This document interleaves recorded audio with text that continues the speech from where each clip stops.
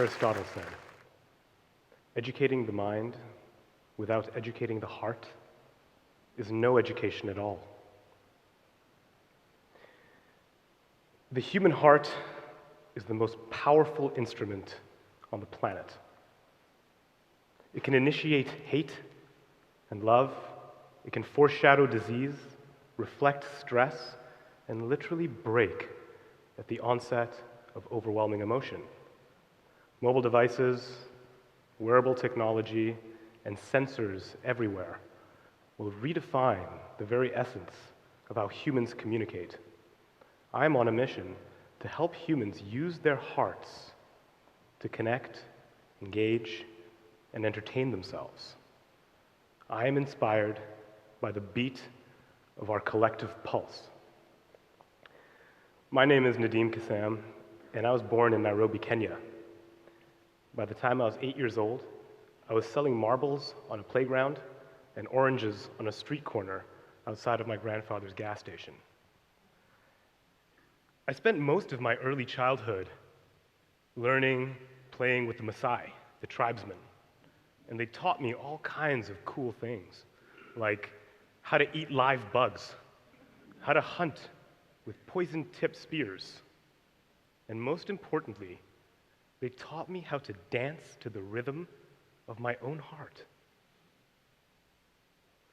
I did not understand it at the time, but dancing around a fire to tribal drum beats in a loincloth set myself up for a life of freedom and spirituality and wonder. In Africa, I was fit, I was free, I was wildly courageous. But my father is an amazing entrepreneur, and by the time he decided to seek riches in foreign lands, I was just a teenager. And my life at that point was flipped completely upside down. North America was a new land with incredible new things, like endless TV channels and pizza delivery and absolutely addictive fast food. And it just so happened that I moved to Canada in the middle of the winter, and I was absolutely petrified of the really cold, white, fluffy stuff falling from the sky. And for the first time in my life, I experienced a sedentary lifestyle mixed with too much fast food, and within months, I was double my size.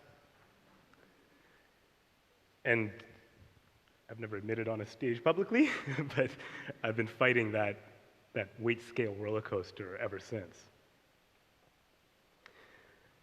Now, after proving to myself that I could make money on the streets, I realized very quickly that investing and counting money was a whole other skill set, and I decided to drop back into high school, and pursue a higher education.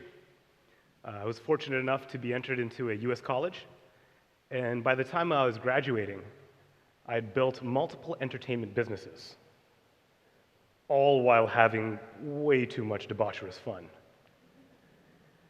See, the fast-paced, nocturnal, bling-bling lifestyle of the entertainment industry is sometimes wrought in fake gold, immense egos, and absolutely useless stresses.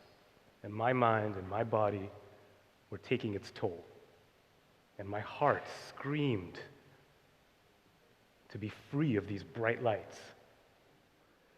And so I left everything behind, and I went in search of peace. I knew that I was after something more than just physical fitness. I wanted to dive into my mind in order to find stillness. I resorted back to what I'd learned as a child. I was inspired by my ancestors, and I started to breathe deeply. Practice yoga, qigong, bang on my drums, listen to various musicians, all while secluding myself in the mountaintops of beautiful British Columbia. I rediscovered that wonderful feeling of, wow, the music, it moves me. It's manipulating my emotions. And the beat is in control of my heart. I started to think about that And if I could manipulate my emotions with my breath, if I could bring that attention to my heart, is it possible to manipulate my emotions with my breath? I went on a discovery state and started researching, and I learned that there is an amazing, vast ocean of knowledge in the beats of our heart that we have barely tapped into. All those ancient practices of Ayurveda, of Chinese medicine, Buddhism, Islam, they all come down to very similar purposes: to be present in the moment and to bring attention to a conscious breath. And in so doing, for the first time, to be able to actually listen to the beat of our heart. It is the soundtrack of our life. I was inspired by the heartbeat. And then I had an epiphany.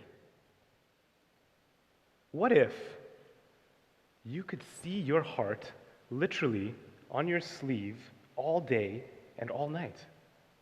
What if you could collect these physical and emotional parameters and use that data and manipulate it and play with it to optimize the efficiency of your lifestyle or to maximize pleasure?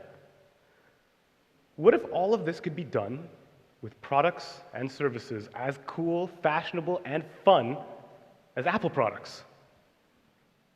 And so the next chapter in my life had begun.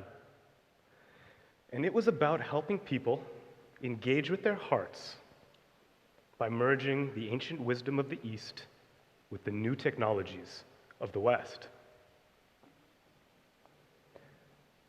What if our technology knew enough about us to adapt in real time? Imagine you're watching a movie, or you decide to watch a movie, and your system selects that movie for you, not just based on your likes and your friends' likes, but on real-time data, how you feel, how stressed out your day was, how stressed out your partner's day was.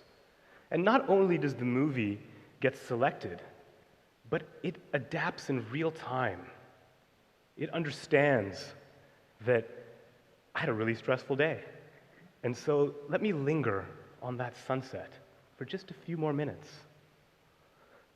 Let the music adapt and adjust and scare me right at the right time. Imagine content that can be controlled with your heart. This new and extremely personalized form of media will be called adaptive media. Adaptive media will illuminate the human condition in unforeseen ways. Adaptive media will change the way we all consume content.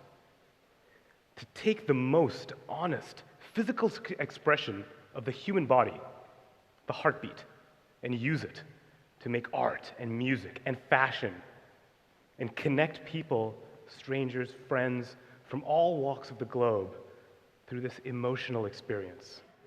We now have the amazing ability to use the most vital organ in our body, the heart, to create products and services that will save and improve lives. Please join me for a moment and join your hands in front of your chest. Breathe deeply through your heart and into your belly.